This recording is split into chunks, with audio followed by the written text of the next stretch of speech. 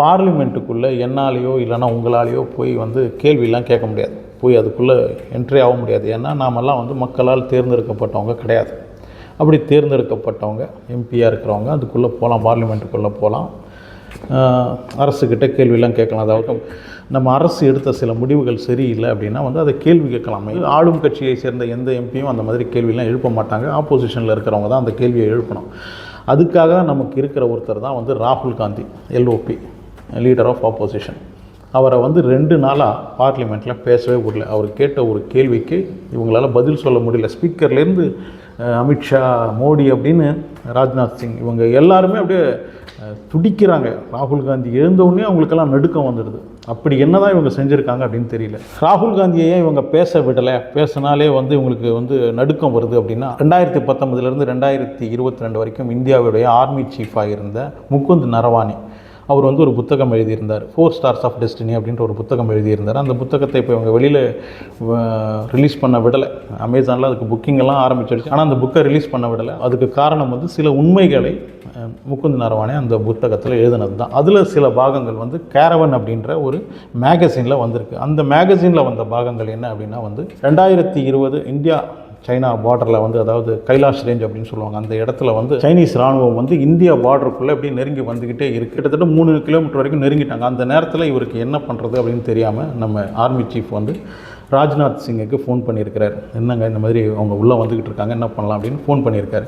ராஜ்நாத் சிங் வந்து நான் பதில் சொல்கிறேன் அப்படின்ட்டு ஃபோனை கட் பண்ணியிருக்காரு. ரொம்ப நேரமாக ஃபோன் வரல. அதுக்கு அடுத்தது அவர் வந்து அஜித் டோவலுக்கு ஃபோன் பண்ணியிருக்காரு. அவங்ககிட்டேருந்து ரிப்ளை வரல. பிபின் ராவத், ஜெய்சங்கர், நம்ம வெளியுறவுத்துறை அமைச்சர் ஜெய்சங்கர், இந்த மாதிரி எல்லாருக்கும் ஃபோன் பண்ணியிருக்காரு. யாருக்கிட்டேருந்து ரிப்ளை வரல. அதாவது சைனாவுடைய ராணுவம் வந்து கிட்டத்தட்ட 1 கிலோமீட்டர் தூரத்தில் நெருங்கிட்டாங்க. அதாவது இந்திய ராணுவத்துக்கும் சைனா ராணுவத்துக்கும் இன்னும் 1 கிலோமீட்டர் இடைவெளி தான் இருக்குது. அது வரைக்கும் வந்து இவங்ககிட்டேருந்து எந்த ஒரு ரிப்ளையும் வரல. ராத்திரி 8 மணிக்கு ஒரு ஃபோன் பண்ண ஆரம்பிச்சாரு.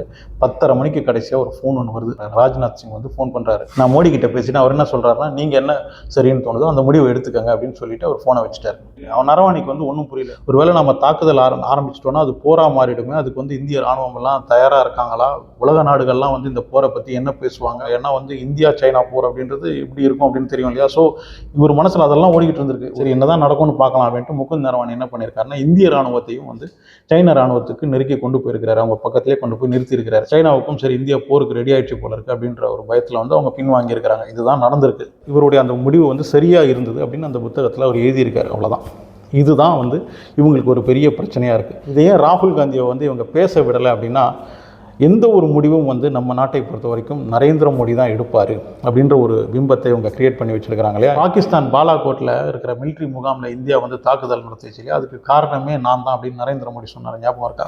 அதாவது கார் மேகங்களுக்கு நடுவில் வந்து ரெடாரில் வந்து நம்ம விமானங்கள் தெரியாது, அதனால் இந்த நேரம் கரெக்டாக இருக்கும், போய் தாக்குதல் நடத்துங்க அப்படின்னு நான் தான் சொன்னேன் அப்படின்னு மோடி வந்து ரொம்ப புத்திசாலித்தனமாக ஒரு இன்டர்வியூவில் சொல்லியிருப்பார். அதாவது கார் மேகங்கள் இருந்தால் ரெடாரில் வந்து விமானங்கள் தெரியாது அப்படின்னு எவ்வளோ புத்திசாலித்தனமாக நம்ம நரேந்திர மோடி சொன்னார்னு அப்படின்னு நமக்கு எல்லாருக்கும் தெரியும்.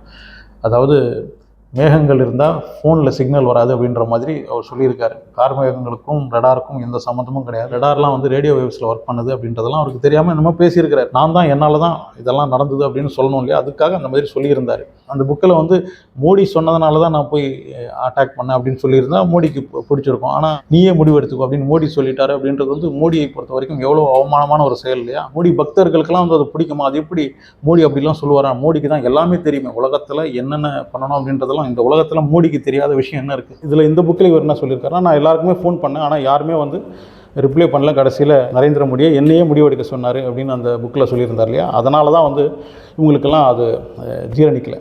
அது எப்படி நீங்களே முடிவெடுத்து அப்படின்னு சொல்லலாம்? நரேந்திர மோடி சொல்லி அந்த முடிவெடுத்தேன் அப்படின்னு சொல்லியிருந்தால் இந்த புக்கை விட்டுருப்பாங்க. இன்னும் அந்த புத்தகத்தில் இருக்கிற சில விஷயங்கள் வெளியில் வந்ததுன்னா இன்னும் நரேந்திர மோடியை வந்து அவமானப்படுத்துகிற மாதிரி இல்லைன்னா அசிங்கப்படுத்துகிற மாதிரி இருக்குமோ அப்படின்ற ஒரு பயம் இவங்களுக்கு இருக்கிறதுனால இந்த புக்கை வந்து இப்போ வெளியிட விடாமல் தவிர்த்து இருக்கிறாங்க.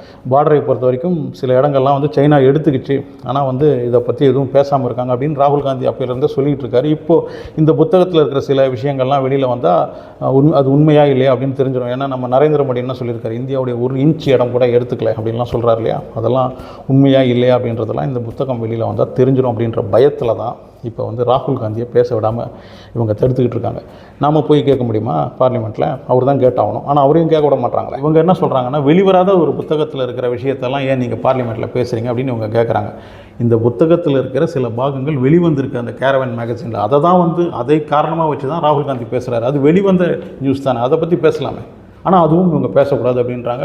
நரேந்திர மோடிலாம் கோவப்பட்டு பார்லிமெண்ட்லேருந்து வெளியில் இறங்கி போயிட்டார். ஏன்னா அவருக்கு தான் எந்த ஒரு அவமானத்தையும் தாங்க முடியாது. எல்லாத்தையுமே அவர் செஞ்சதாக சொன்னாங்கன்னா சந்தோஷமாக அங்கே உட்காந்துருப்பார். அவர் செய்யலை, அவர் வந்து முடிவை வந்து நரவாணியையே எடுக்க சொல்லிட்டார் அப்படின்னு சொல்கிறது வந்து அவருக்கு தாங்க முடியாத ஒரு அவமானம் இல்லையா. அது எப்படி என்னுடைய நாட்டு இராணுவத்தின் முடிவை வந்து நீ எடுக்கலாம், நான் தானே எடுப்பேன் அப்படின்ற அந்த ஒரு ஈகோ அதெல்லாம் அவருக்கு இருக்கு இல்லையா. அதனால் ஏந்து போயிட்டார். அமித்ஷாலாம் எந்த அளவுக்கு டென்ஷனில் பார்லிமெண்ட்டில் கத்துறாரு அப்படின்றதெல்லாம் பாருங்கள். அமித்ஷா, ராஜ்நாத் சிங் மூஞ்சியெல்லாம் பார்க்கணும். ராகுல் காந்தி எழுந்து இந்த ஒரு புக்கு, நான் வந்து 4 ஸ்டார்ஸ் ஆஃப் டெஸ்டினி அப்படின்ற புக்கை பற்றி பேச போகிறேன் அப்படின்னு சொன்னதுமே அவங்களுக்கெல்லாம் அப்படியே நடுக்கம் வந்துடுச்சு. ஸோ நம்ம நாட்டை பொறுத்த வரைக்கும் பார்லிமெண்ட்டில் உண்மையை பேசுகிறதுக்கான இடமே கிடையாது. அதுவும் ஒரு நிமிஷத்துக்கு பார்லிமெண்ட்டில் 1 நிமிஷத்துக்கு 2.5 லட்சம் ரூபாய் செலவு பண்ணி தான் இந்த பார்லிமெண்ட் நடந்துகிட்டு இருக்கு. இதெல்லாம் எதுக்கு? மக்களுடைய பிரச்சனையை பேசுகிறதுக்கு, நம்ம நாட்டை இப்போ ஆண்டு கொண்டிருக்கும் அரசாங்கத்துக்கிட்ட கேள்வி கேட்கறதுக்கு, இதுக்கெல்லாம் தான் இந்த பார்லிமெண்ட். ஆனால் நாட்டு மக்களான நமக்குள்ளே இருக்கிற கேள்விகள் தான் வந்து ராகுல் காந்தி அங்கே வந்து கேள்வியாக கேட்குறாரு. ஆனால் அதுக்கு வந்து அவருக்கே மரியாதை இல்லை அப்படின்னா என்ன ஜனநாயகம் அப்படின்னு தெரியல.